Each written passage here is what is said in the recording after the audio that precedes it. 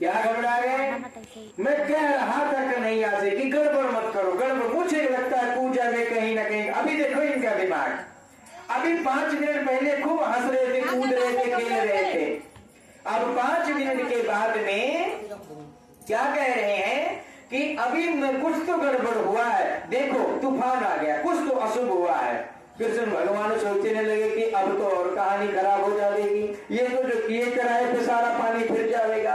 इंद्र ने कहा इतने में नहीं मान रहे हैं, अब क्या करें? सारे जितने भी वर्षा के नक्षत्र हैं सबको ऑर्डर दे दिया कि जा करके गोकुल में, वृंदावन में, वर्षाने में इतनी बरसात कर दो, इतनी बरसात कर दो कि गोकुल वाली तबाही मच जावे।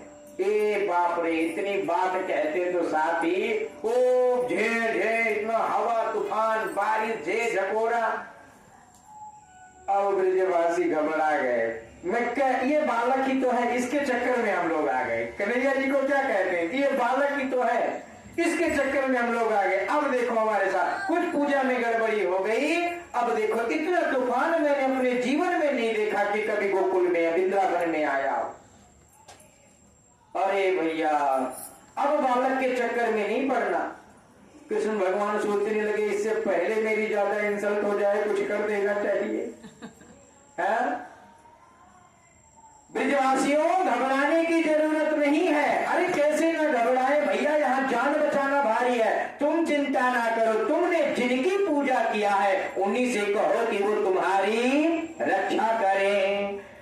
अब तो हाथ जोड़ करके हे प्रभु गोवर्धन भगवान हमारी रक्षा करो, हमारे गैयों की रक्षा करो, हमारे घर की रक्षा करो, हमारे परिवार की रक्षा करो।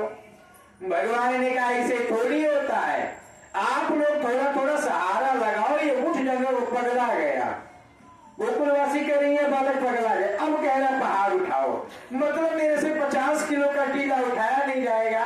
ये 7 कोस के इतने बड़े लंबे चौड़े पर्वत को कह रहा है कि उठाओ, ये उठ जाएंगे। ठाकुर जी ने कहा भैया जरा प्रयास तो करो, अभी आपने प्रयास ही नहीं किया। और जैसे ही ब्रजवासियों ने अपना जरा सा हाथ लगाया, ठाकुर जी ने ऐसे नजरे करके अपनी कनिष्ठिका उंगली के नाखून पे ही जैसे लगाया, तैसे गोवर्धन पर्वत 7 कोस का उठ गया। बोल गोवर्धन भगवान की, बोल वृंदावन बिहारी लाल की। आ जाओ ब्रजवासियों।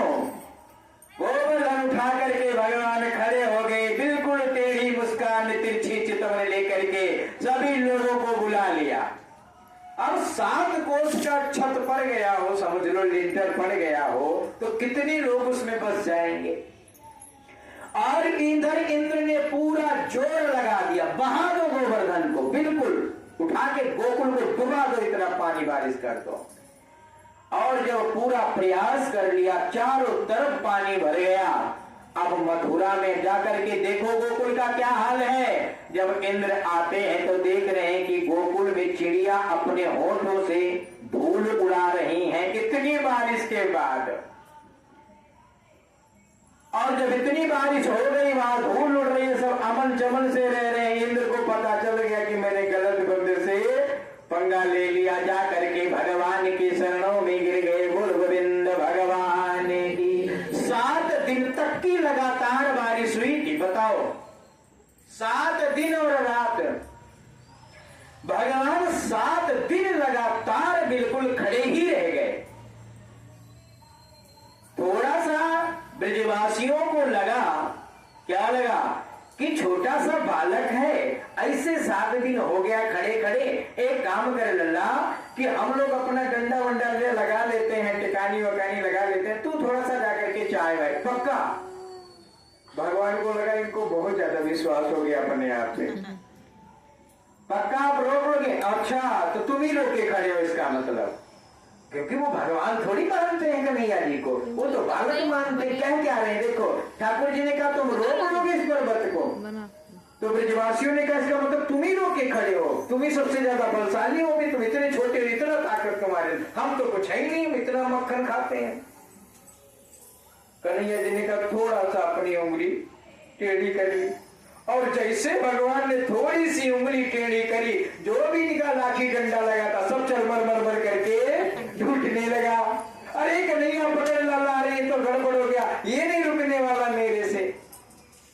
ठाकुर जी ने अपनी देखो ठाकुर जी की पावर देखो, फिर उंगली टेढ़ी ऐसे लगा ली। लेकिन सब लोग सोच रहे हैं कि इतना छोटा बालक इतना बड़ा पर्वत उठा कैसे रखा है, लेकिन वो रख भी नहीं सकते।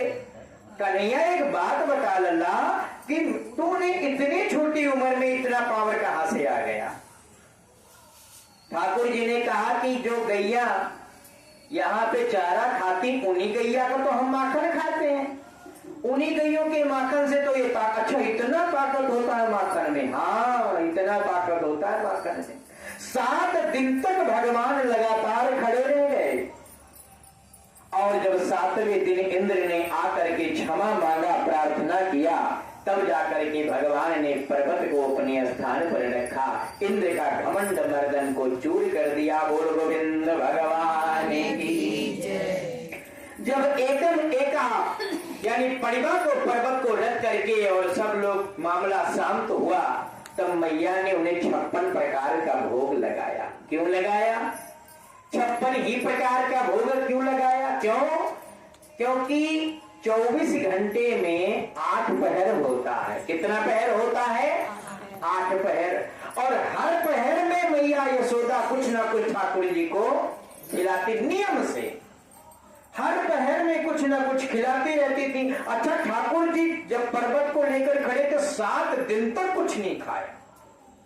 इसलिए मैया ने कहा, माँ का तो हृदय माँ का ही होता है, मैया ने कहा कि यदि ये 7 दिन तक कुछ नहीं खाया है तो मैं इसे 56 प्रकार का भोग लगाऊंगी। बोल गोविंद भगवान की कि मैं तो गोवर्धन पे जाऊं मोरे वीर ना माने मोरे मनवा, मैं तो गोवर्धन पे जाऊं मोरे वीर ना माने मोरे मनवा,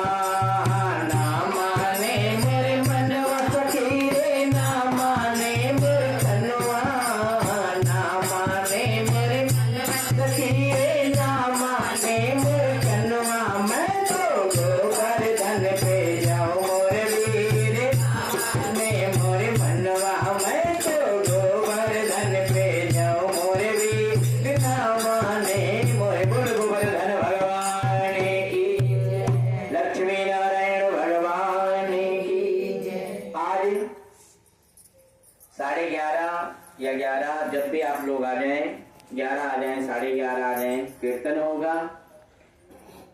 12:30 बजे के आसपास गोवर्धन जी का परिक्रमा और पूजा किया जाएगा। 1 बजे से भंडारे का प्रसाद वितरण होने लगेगा।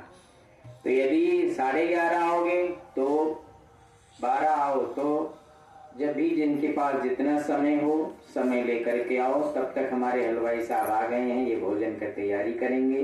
बोल लक्ष्मी नारायण भगवान की श्री को